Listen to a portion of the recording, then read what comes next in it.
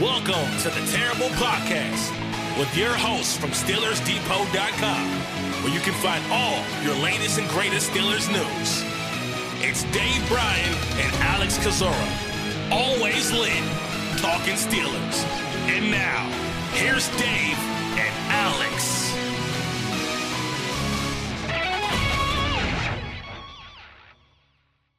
Welcome to the Terrible Podcast, Season 13, Episode 101. He's Dave Bryan. I'm Alex Kozora, SteelersDepot.com. Thanks for being back with us here on this, we'll call it Thursday at some point. Dave and I are recording this on Wednesday night after some more news and signings for the Pittsburgh Steelers, or at least reported signings and things that seem to be close to happening. So, Dave, we keep meeting this way, and it's been a lot of fun as a new linebacker appears to be in the fold here with former Washington Commanders linebacker Cole Holcomb. So another day, another signing for us to discuss.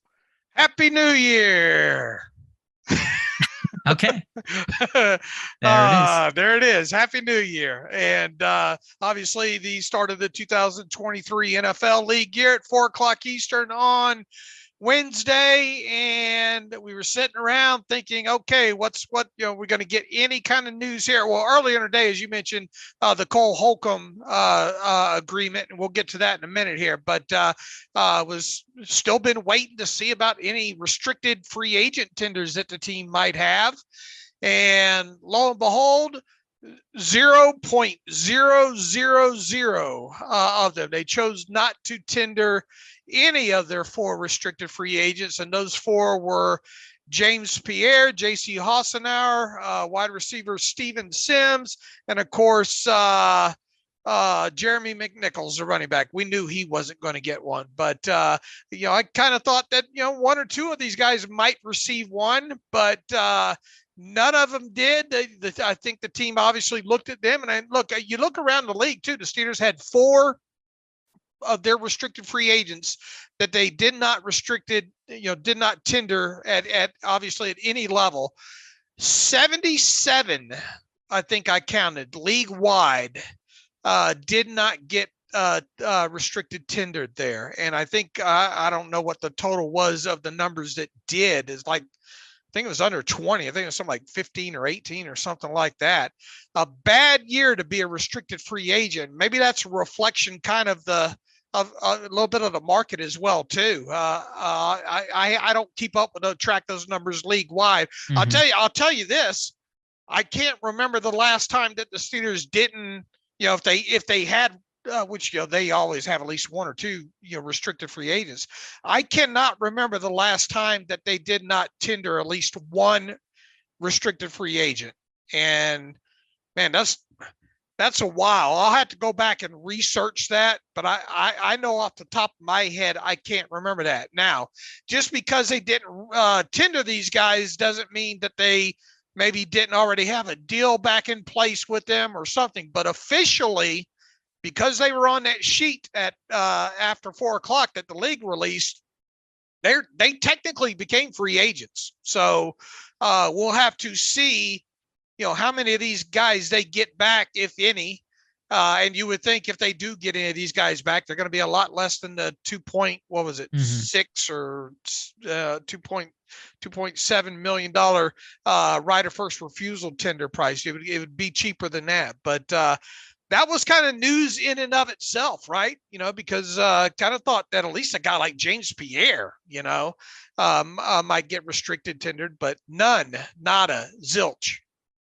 Yeah, it is surprising. And I know that the tender amount goes up yearly kind of with the cap, but I wonder if it's getting to a point where that tender amount just kind of becomes tough for these teams that are always sort of cap strapped to begin with to take on. Maybe that's market related. I'm not quite sure. You'd have to research it and compare this year across the board RFAs to past years and see if there's a big decrease in the percentage of restricted free agents who were not tendered, but certainly for Pittsburgh. And there's a couple names there too. It's not just guys like Jeremy McNichols. It's James Pierre, who, has been a bit up and down in his career, but has talent. Steven Sims, who was basically this team's starting slot receiver post Chase Claypool trade, and J.C. Hassenauer, was his team's at least backup center. So, we'll see if those guys come back. I imagine at least one of those guys will come back on a cheaper 1-2 year type of deal, but we'll have to wait and see.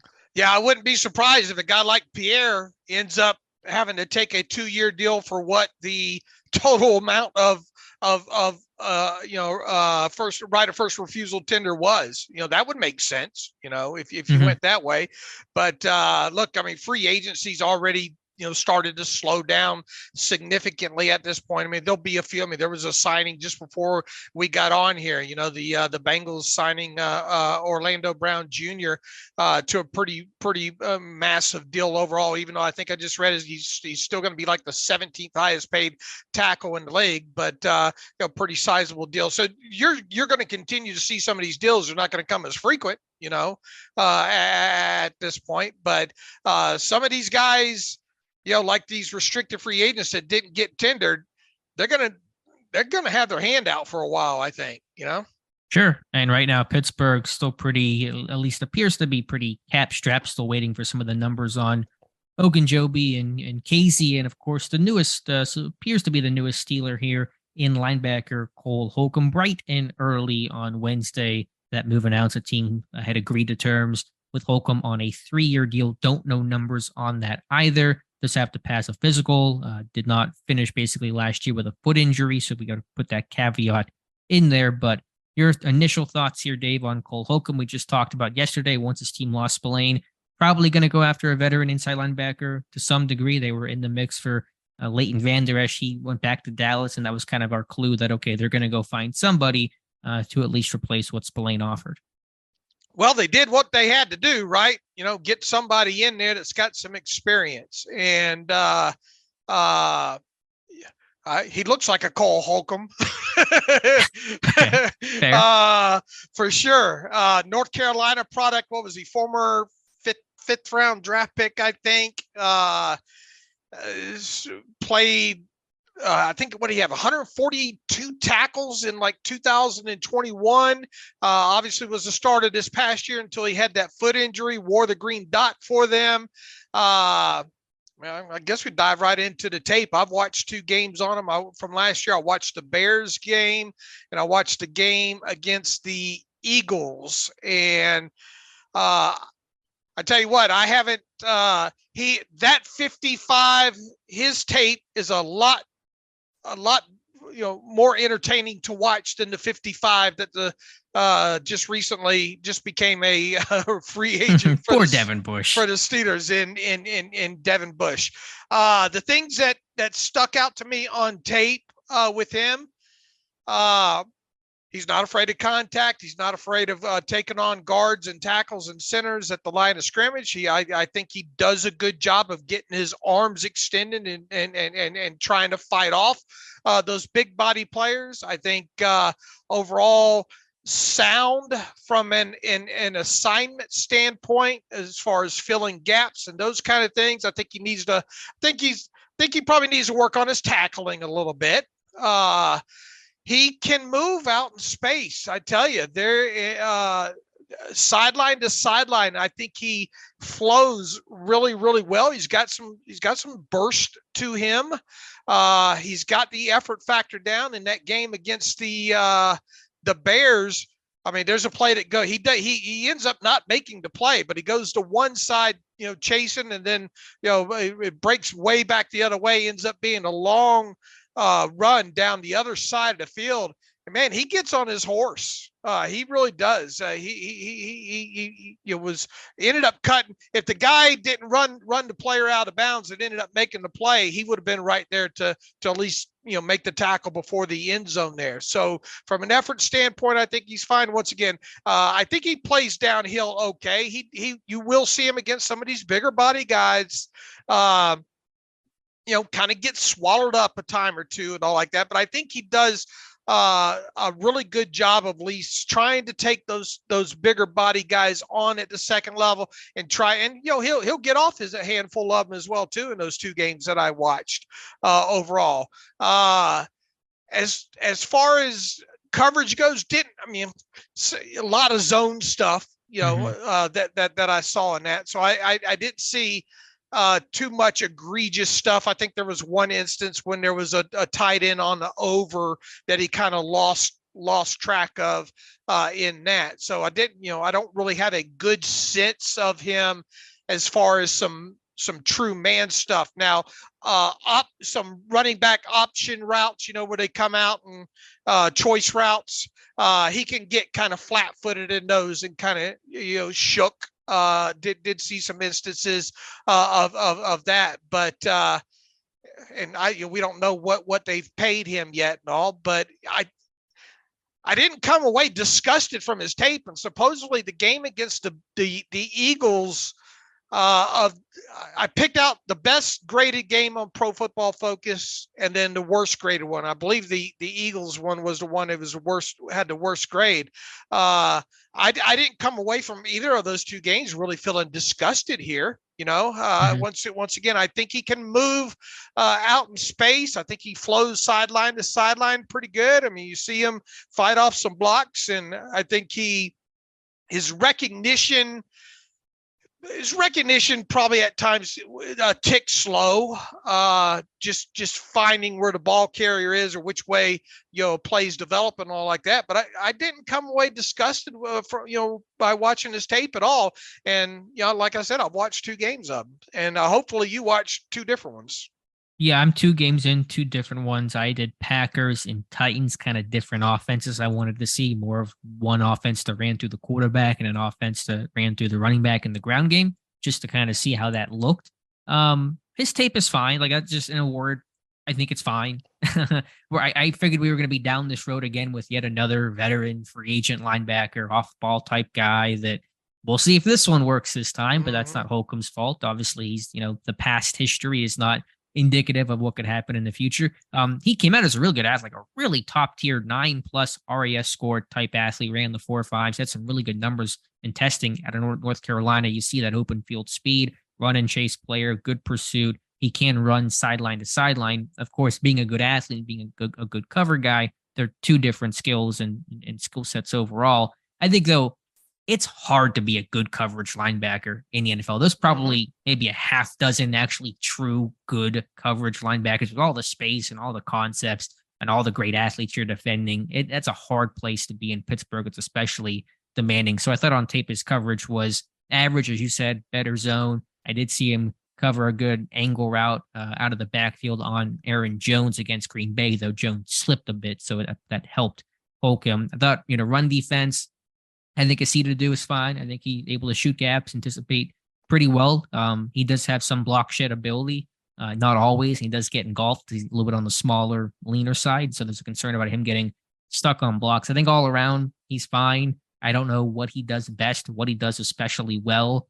Probably a good communicator, probably a smart guy, wore the green dot for Washington, was in every snap, all situations type of guy. And so, on paper, that all looks good. I just worry a little bit that, and again, I understand, the history is not indicative of the future, but is this another John Bostic? Bostic was actually a pretty good athlete coming out of college, and he was a every down guy for the Colts before Pittsburgh signed him, about the same age, 27 years old.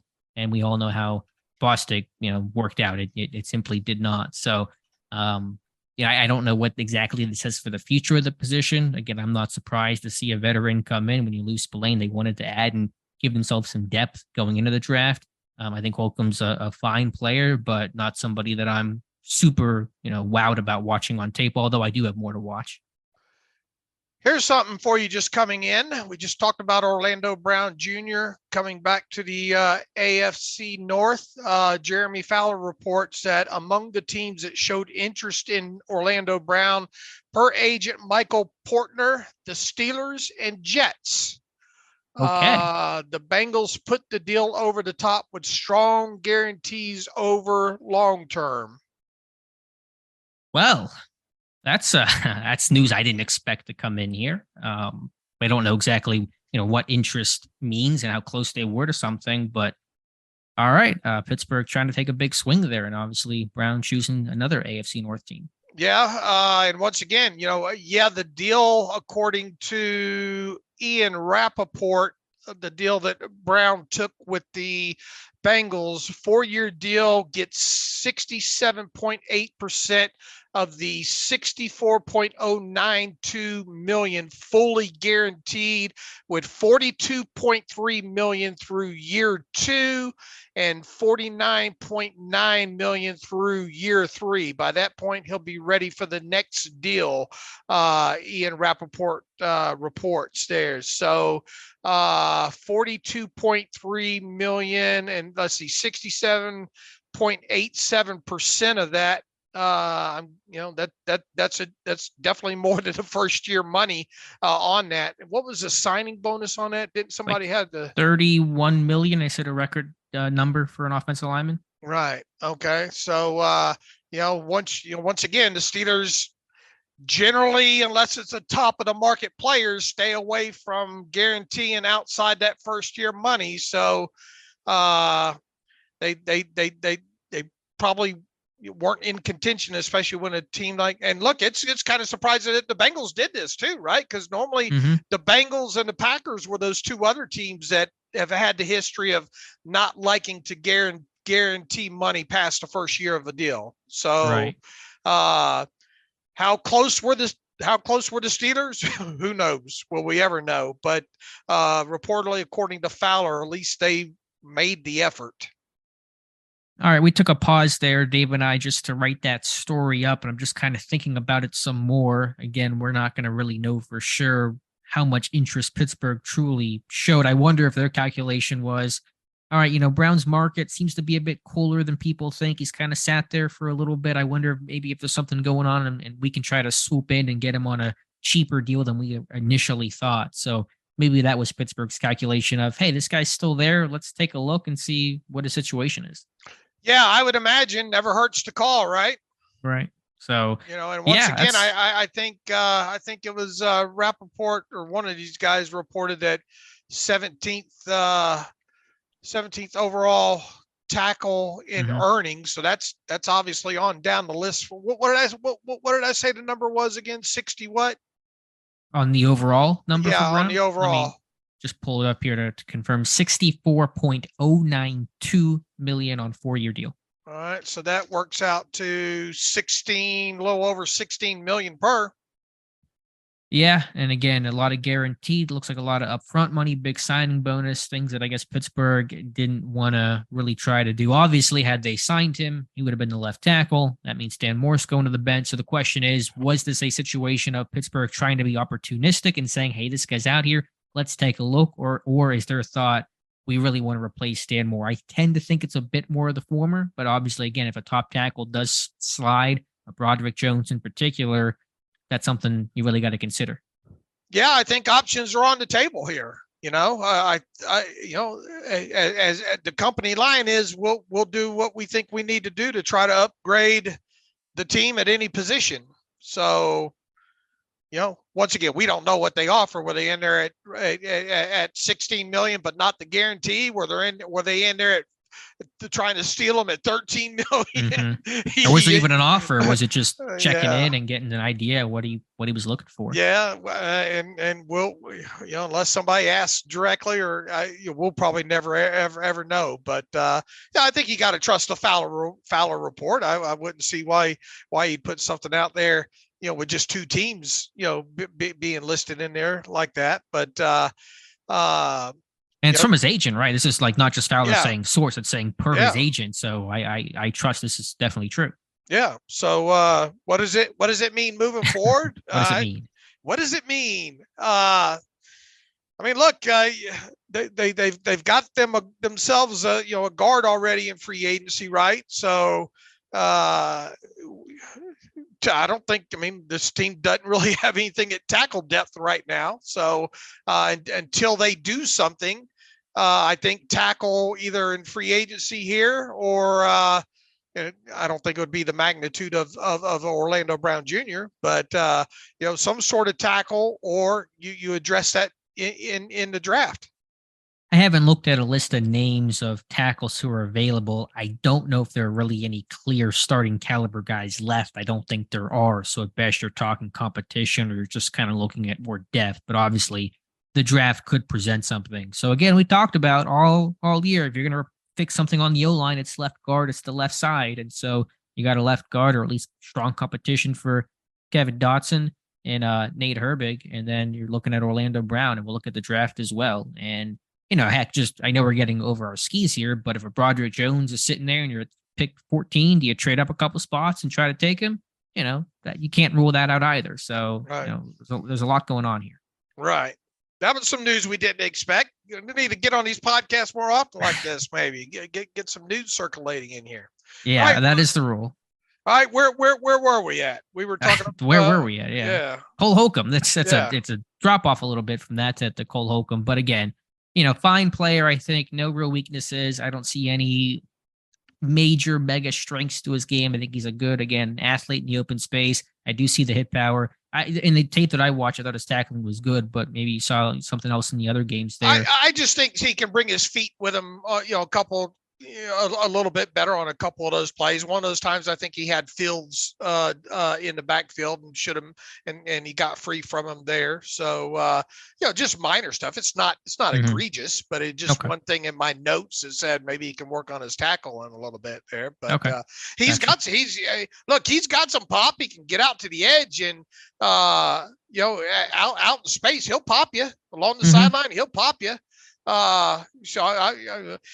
He's got the want to, that there's no question about that. And then another thing I kind of look for, because he played so many snaps. Now he was pulled out of that game late against the Eagles. They were getting blown out pretty bad in that one. So maybe that's why they got him off the field there for the last, 5-6 snaps or whatnot. I never, one thing I try to watch for is to see if I can see any kind of fatigue. Do I see any difference in the start of the game and late in the game? And it seemed to bring the same energy and all like that throughout the game as well too. Seems to be highly conditioned. And one of the things after watching Devin Bush, all these last couple of years, I really look for the want to when it comes to taking on these centers and guards and tackles and all like that.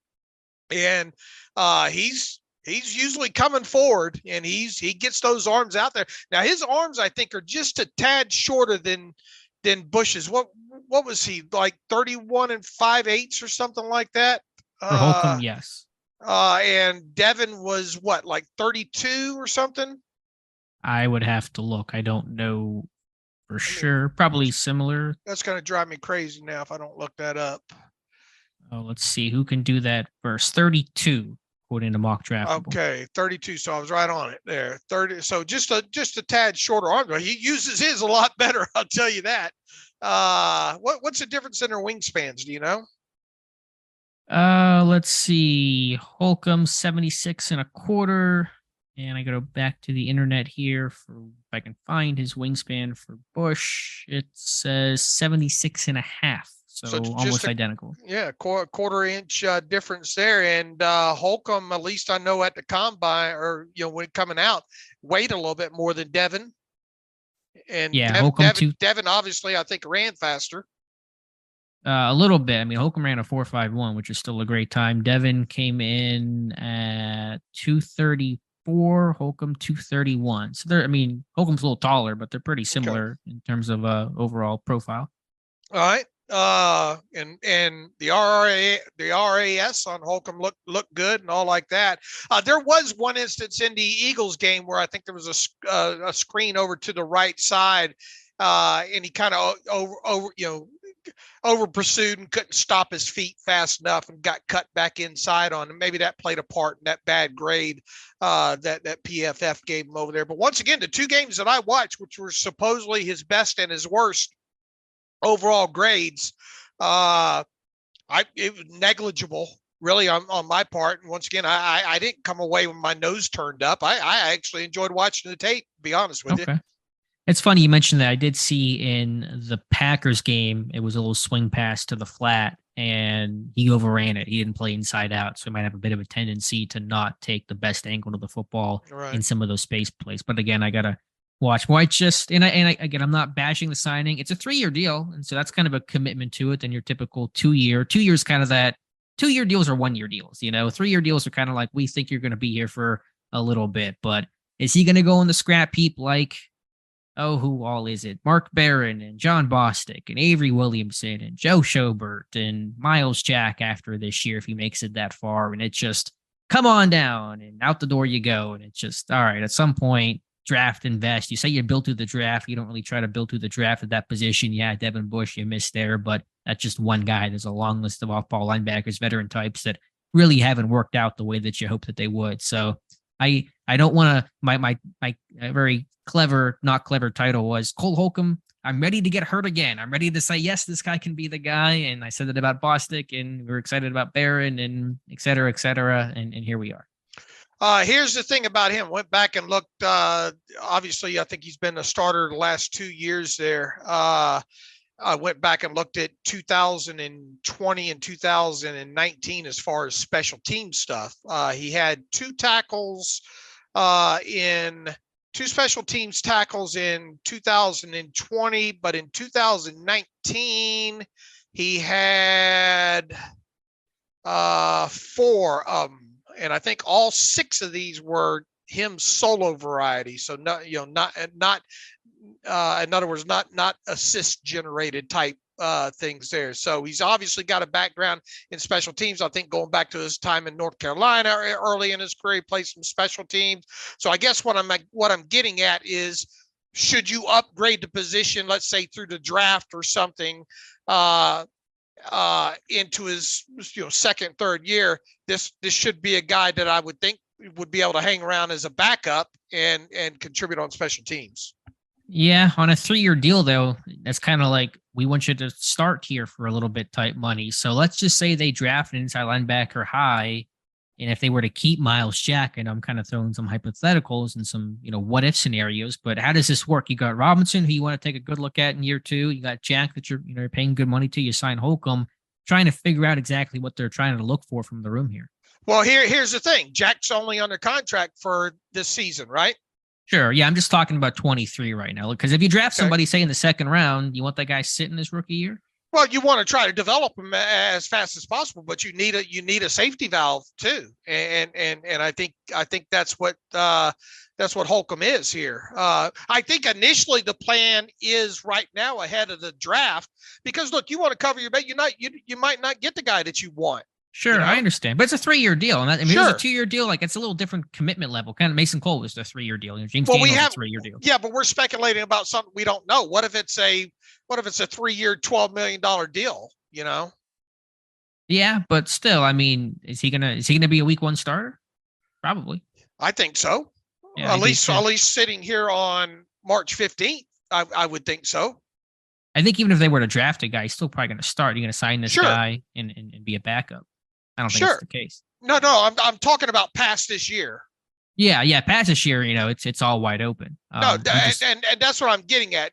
Should it come to the point past this year where you drafted a guy, you developed him, you're ready for him to start in year 2. But look, I mean, Miles Jack might not be with his team past this year, so you're still going to need another linebacker to play beside the young kid that you drafted. Right. I guess what I'm asking is, does this decrease the chances at all of this team taking an inside linebacker this year? I don't think so. I don't think so, because look, you going out of the room are Devin Bush and Marcus Allen, right? Right. Yeah. So and Mark Robinson, you still want to see what's there, but he's played what, 20 something snaps and all. So I don't think you can tie yourself to that just yet. So, my thought now is, you obviously, then you got to look past this year on top of it too, where Miles Jack might not be in this room next year. So Holcomb gives you a bridge to that. Sure. I don't think Miles Jack will be a Steeler in 24. He may not be one by the time week 123 rolls around, for all we know. But let me put this scenario out to you. Let's say they draft Jack Campbell at 32 or 49. Who's starting week 1, and who's starting in week 8 and week 16? I mean, that's quite a bit of throwing. Okay, well, at least week 1. Look, if you spend upwards of a second round draft pick on a linebacker, you're going to want to get him on the field as soon as possible. That's my point. So you got Holcomb, who's going to start week 1, we assume, based on the year. We don't know the number, but based on the contract. you would assume that draft pick is playing sooner than later. You got Jack there, and you got Robinson, who has not played a ton of football, but obviously want to get a good look at him. So I'm just saying, my point is, I wonder if it does decrease those odds a bit, just because you got 3 guys that you're trying to play on this roster. Okay, but I think the contract will help us decide a little bit more on that, right? Oh yeah, I mean, once you get numbers, and if it's $3 million per year, for example, then it tells you one thing. If it's $6 million per year, it tells you something else. So, and the structure of the deal is going to matter too. I don't know. I'm just kind of been battling that thought around. I don't really have a conclusion on what's going to happen. I really hope they draft an inside linebacker high. I want them to do that. I know maybe this class is not the best, but there are going to be names there, whether you're talking Trenton Simpson or Drew Sanders or Jack Campbell or Henley from Washington State. There's going to be some names there. So I'm just kind of having this internal debate with myself. Here's the thing. I'll leave it at this point in the offseason right now. I think they will draft an inside linebacker somewhere. Okay. At any point, you're saying like at any point, 7th round, 1st round. Somewhere. Right. Okay. Yeah. Obviously, if you're talking like a 4th round guy or a late round guy, then, that you can do that, and you need some depth there. You need some special teams play. And that's possible. I just wonder if there's an impact there, because if you hypothetically draft Campbell in the 2nd round, you keep Jack and you have Holcomb and you have Robinson, that division of labor, you're not quite sure. But just to counter myself again, I'm kind of presenting this internal struggle and putting it upon you. Don't bypass a good player that you think can become an all-pro. Absolutely. And this is a Pittsburgh thing where you get the veteran now, so you don't feel obligated to do so. This is like Mitch Trubisky or Morgan Burnett or those type of guys. So you're not put in that corner on draft day saying, we got to get this position because we don't got a lot there that we trust or we like right now. So that's a very Steelers thing to do. Look, and it's not like you're going to probably have 12 names circled, at the inside off the ball linebacker position. I would think though that there's probably 3 or 4 maybe that they obviously would like, and especially if a couple of those are early. If that's the best player on the board, you take them.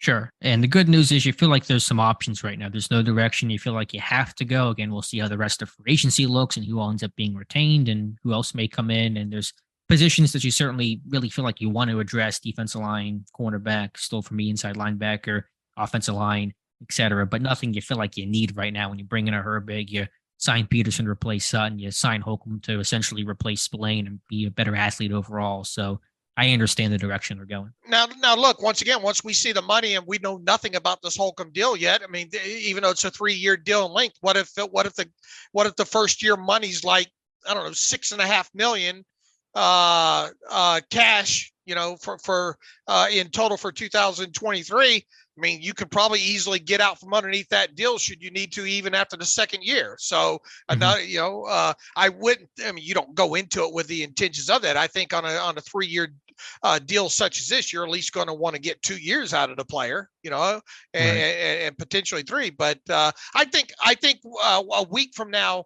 when we're talking about this, and we know this isn't going to be a monster deal for Holcomb. No. It's probably, what do you think it is? 4.5, 5 million. David Long got 2 years, 11. I would think it'd come in under. I tell you what, it's not going to be Miles Jack $8 million per year. No. How much under? I was thinking about the number I have is between 12 and 14 million for 3 years. Okay, so you're saying that's what's in my head. 3.5, or excuse me, 4.5 per year. Yes.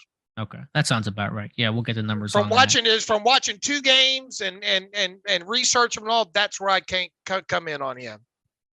Yeah, no, because if it comes in cheaper than that, oh boy, good for you. Yeah, right. Van Der Esch went 2 years, 11 to Dallas, right? Yeah, but do we know incentives and all? I mean, are there not likely to be? It's a pretty team friendly. I don't know how many incentives there were. I'm just trying to get a baseline structure. Pittsburgh was out on that, and I understand incentives, so it's going to be under that, I would think. Well, I don't know. Well, I'm debating with myself here, but if it's 5.5 for Van Der Esch, then you're probably looking at like 4.5 for Holcomb, I think. And that's basically what I said, between 4.5, right around in there. Yeah, I'm just kind of working out in my head right now. All right. So okay, let's say it was let's say that the total value, let's see, what's 4.5 times 3? Oh man, making me do math here. Super late. 13 and a half. Yep. All right. He's probably going to give him, I don't know, about about $7 million at max in 2023 as part of that. Yeah, it feels like on the high end, if it's $7 million on a 13.5 overall across 3 years. Maybe that's what it took to get him the ink for 3 years, you know? Yeah, well, I'll just have to wait and see. I really, couldn't tell you with super confidence what that But number is. I'm saying that's what I foresee as being the high side. You know, it Okay. might very well be. It might very well be more in the 42% range of the total value of the deal up front there. But let's say it's $6 million. With signing bonus and first year base. Mm-hmm. Yeah, it could be. We'll just have to wait and see. I just hope it's not another one of those things where after 1 year saying, all right, what else do we got? What else can we do to upgrade the position? Because you've been down this path so much. It just feels like, is this John Bostic 2.0? Okay. But I don't know. I mean, I think he's, there's a couple of attractive traits, but I just really want them to draft a guy. Not that a draft is a guarantee of it, but just try that path. Go to that path again on a high pick as opposed to these veteran types.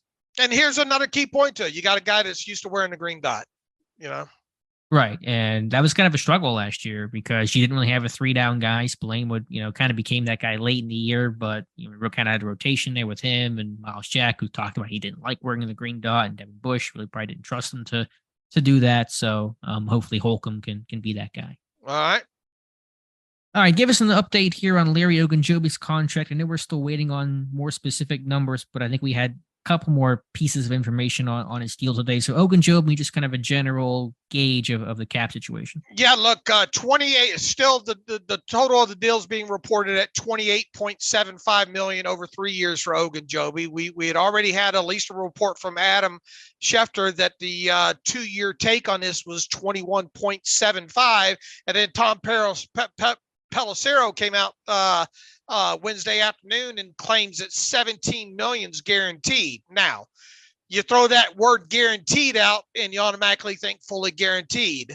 We'll see. Is that 17 million,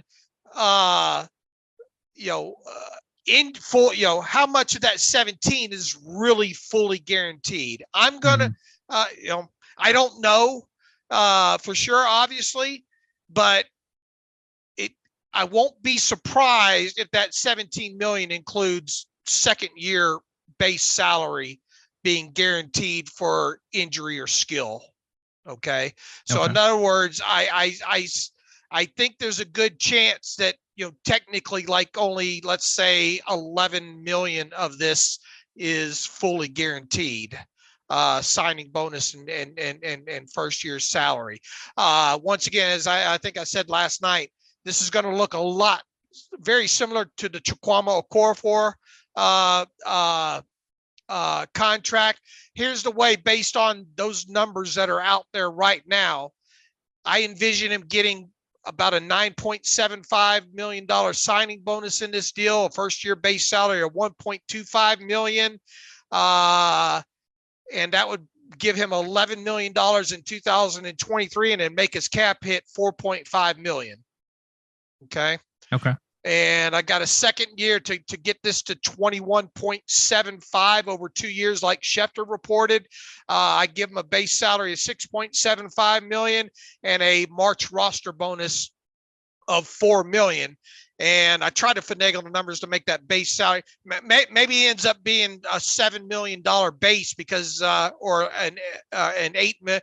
Anyway, I tried to get that thing to where it would be 17 if you took his first year cash flow and his second year base salary. And then whatever's left over is the roster bonus, but still getting the year 2 cash flow up to 21.75. My math still works. It's probably just not going to be exact the way this deal is, but I'm willing to bet it's fairly close. I will be surprised if there's not a roster bonus of 3 or 4 million in 2024.